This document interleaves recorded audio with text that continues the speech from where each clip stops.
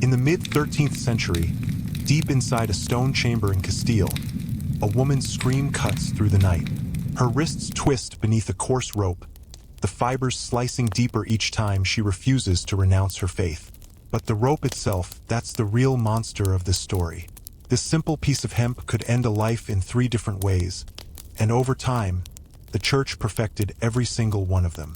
One woman endured 14 rounds of this agony. They called her blessed for surviving.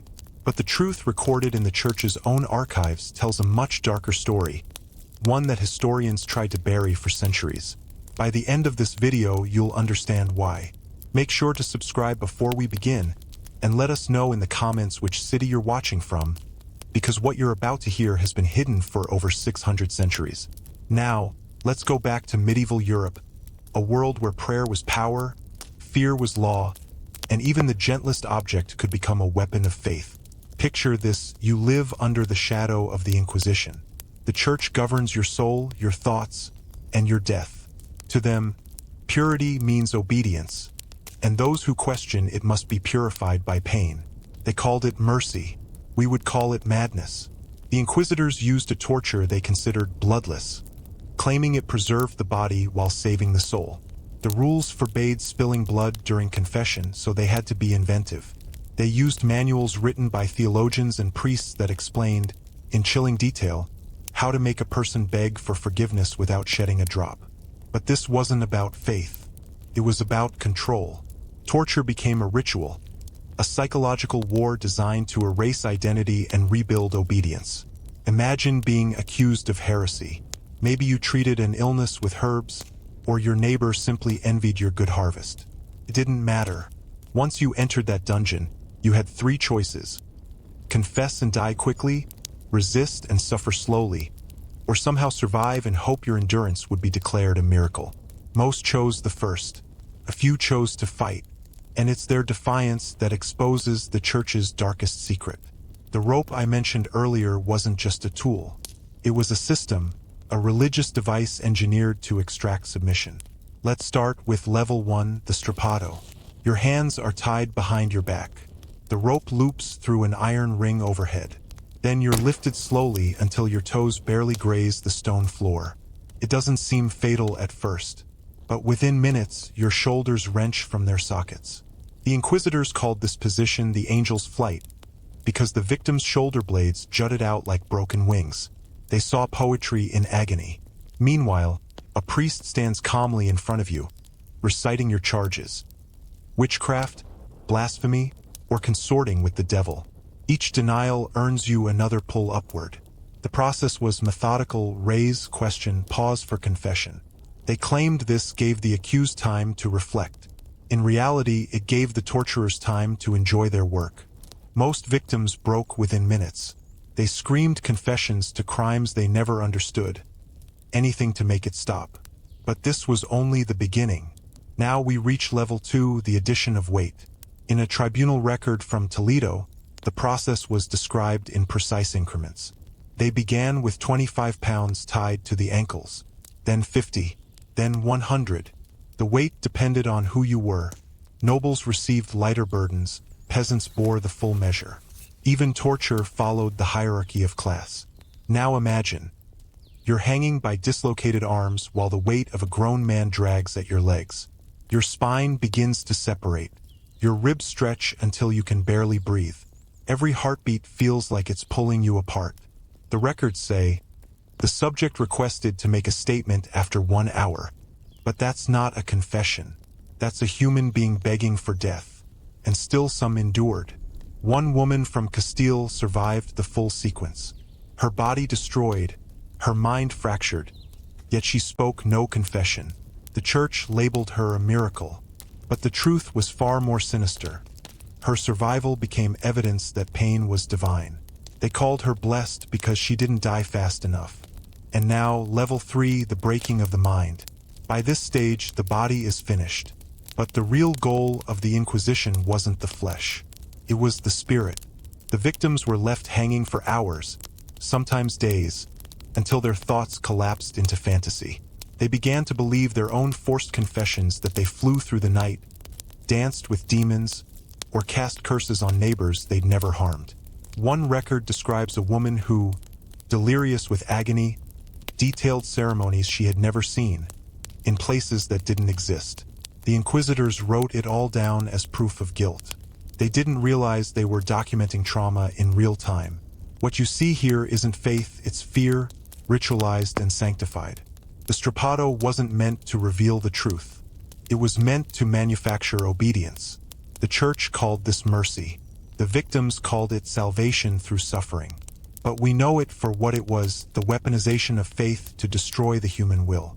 So, as you sit in comfort watching this, remember, for centuries, this rope, nothing more than twisted hemp, carried the weight of God's judgment on human flesh. And every scream it drew was recorded, justified, and forgotten. Make sure to subscribe, because this helps the algorithm recommend this video to many hidden story lovers. And tell us in the comments which city you're watching from. Now, take a look at these transcripts, direct copies from the interrogation of a young woman you might have heard of, Joan of Arc. Yes, that Joan of Arc. She, too, endured the same rope torture you just heard about. After 3 sessions of the strappado, Joan confessed to impossible journeys across entire kingdoms in a single night, transforming into animals, and conversing with spirits that spoke languages no one had ever heard. The Inquisitors didn't create truth. They manufactured delusion. They would ask questions like, "Did you dance with the devil last Tuesday?" "Yes." "Did he have the head of a goat? The wings of a bat?" "Yes." "Whatever you say." That's how broken minds responded, desperate to make the pain stop. And here's the horror of it. The Church used those impossible confessions as proof that their system worked. If someone under torture admitted to flying on a broomstick, then witches must truly fly. The words of the tortured became scripture, and delusion became doctrine. But the real secret of the Inquisition wasn't the pain itself. It was the fear it created. The breaking of the mind wasn't an accident. It was the entire design. By turning confession into performance, the Church taught entire societies to police themselves. Every false confession fed the myth of witchcraft and evil, giving people new reasons to fear each other. Imagine living in a world where your neighbor could accuse you because your garden grew too well, where using herbs to heal could be labeled sorcery, and where intelligence or independence was a death sentence. This wasn't justice, it was control. The Inquisition wasn't chasing witches. It was building obedience through terror. But one woman refused to break, and her defiance exposed the flaw in the entire system. Her name was Apollonia of Alexandria, though history remembers her differently. In 1389, she was accused of healing through unnatural means. In truth, she was simply skilled at medicine. The Vatican sealed archives, never meant to be read by the public, record what happened next. Apollonia endured 14 torture sessions. 14. Each was carefully documented by clerics who thought they were recording proof of evil. Session 7. Subject endured level 3 weights for an extended duration. No confession. Requests only water. Session 14. Continued survival considered medically impossible. Recommendation. Release due to apparent divine intervention. They had no explanation for why she lived. Her shoulders were torn, her spine separated, yet she survived. Even more astonishing, she never altered her statement. "I heal with herbs and prayer." That is not witchcraft. That is compassion. The Church's own physicians documented something they couldn't understand. Her bones realigned, torn tissue regenerated, and her pulse remained steady. For a 14th century mind, that bordered on the miraculous. The Vatican buried her records for 600 years because they proved a devastating truth. Either their torture failed, or divine power had intervened against them.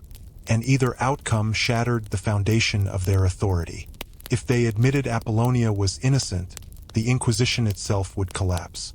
If they killed her despite clear evidence of divine protection, they'd prove they were fighting against God. So they compromised. They canonized her. They turned her from heretic to saint, the patron saint of dental pain, a cruel irony, since her teeth had been shattered during her torture. They turned her suffering into a symbol of healing, a convenient rebranding for a miracle they could not deny. But the deeper reason they buried her case runs far darker.